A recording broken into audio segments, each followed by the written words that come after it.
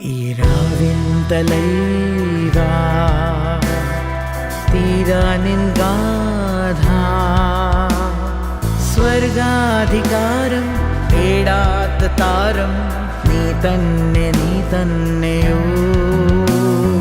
ദൈവങ്ങൾ നിന്റെ ദുർഗങ്ങൾ കണ്ടേ കാതശമാലായി കരതാണ്ടുമോ നീറായി ജനിക്കും നീ നാൾ മരിക്കും വിശാപത്തുരുത്തായിടം